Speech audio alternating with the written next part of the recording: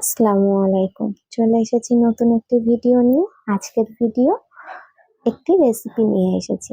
আর এই রেসিপিটি হলো বিফ তেহারি। এই তেহারিটা খেতে অনেক মজার হয় আর খুবই কম সময়ে এটা বাড়িতে বানানো যায়। প্রথমে আমি কড়াইতে বেশ কিছুটা সাদা তেল দিয়ে দিয়েছি আর তার মধ্যে দিয়ে দিয়েছি কিছুটা পেঁয়াজ কুচি। এখন এই পেঁয়াজ কুচিটাকে আমি একটু গোল্ডেন ব্রাউন কালার করে বা বেরেস্তা করে তুলে নেব। যখন পেঁয়াজটা বেরেস্তা হয়ে যাবে তখন আমি কিছুটা পেঁয়াজ এর থেকে তুলে নিচ্ছি।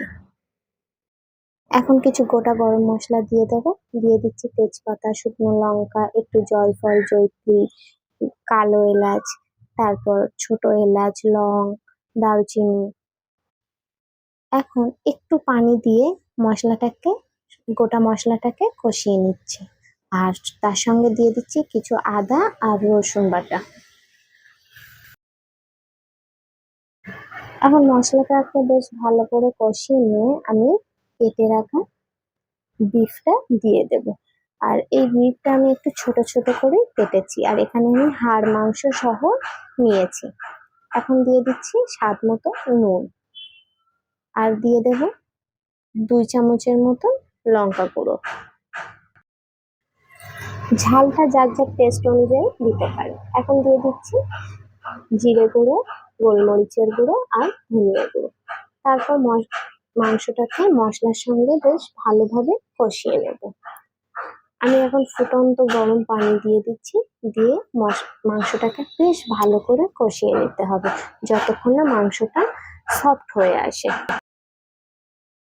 আমি আগে থেকে 3 কাপ চাল ধুয়ে আধ ঘন্টা ভিজিয়ে রেখেছিলাম। তারপর সেই চালটাকে আমি একটা স্ট্রেনারে দিয়ে পানি ঝরিয়ে নিয়েছি।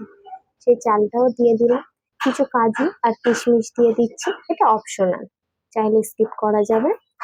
আর কিছু আলু ভেজে রেখেছিলাম, সেই ভাজা আলুগুলো আমি দিয়ে দিলাম। এখন চাল, মাংস আর আলুটাকে ভালো করে কষিয়ে নিয়ে ফুটন্ত গরম পানি দিয়ে দিচ্ছি 6 কাপের মতো।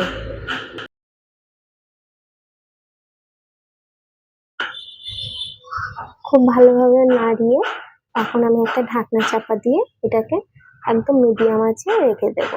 বেশ কিছুক্ষণ পরে পানিটা অনেকটাই শুকিয়ে এসেছে। আমি একটু মাঝে মাঝে নেড়ে দিয়েছি যাতে তলায় না লেগে যায়।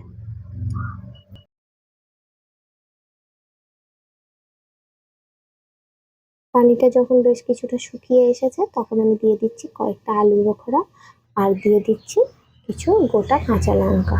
আর যে পেঁয়াজ বেরেস্তাটা আমি আগে থেকে তুলে রেখেছিলাম এখন সেই পেঁয়াজ বেরেস্তাটাও আমি এখানে দিয়ে দিয়েছি।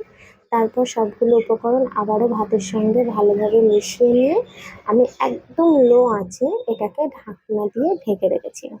তার মধ্যে আমি দিয়েছিলাম 1 চামচের মতন গোলাপ পানি আর 1 চামচের মতন কেওড়া পানি। এটা শুধুমাত্র একটা ফ্লেভারের জন্য আমি দিয়েছি, এটা চাইলে স্কিপ করা যাবে। একদম লো আঁচে আমি এটাকে 5 থেকে 10 মিনিটের জন্য ঢেকে রান্না করে নিয়েছি। উপর থেকে একটু 1 চামচের মতন ঘি দিয়ে দিয়েছি। কিছুক্ষণ পরে আমার ভাতটাও পুরোপুরি ঝরঝরা হয়ে গেছে আর মাংসটাও সফট হয়ে এসেছে। দেখেই বুঝতে পারছেন এটা কতটাই লোভনীয় হয়েছে। এটা খেতে অসম্ভব মজার ছিল। খুব সহজেই বাড়িতে এমন তেহারি বানানো যায়। সামনেই কুরবানি ঈদ আসছে, চাইলে এই রেসিপি ফলো করে একবার হলেও বাড়িতে তেহারি বানিয়ে নেবেন। তৈরি হয়ে গেল আমার বিফ তেহারি। যদি রেসিপি ভালো লাগে চ্যানেলটিকে সাবস্ক্রাইব করে দেবেন আর অবশ্যই লাইক, কমেন্ট, শেয়ার করবেন। আল্লাহ হাফেজ।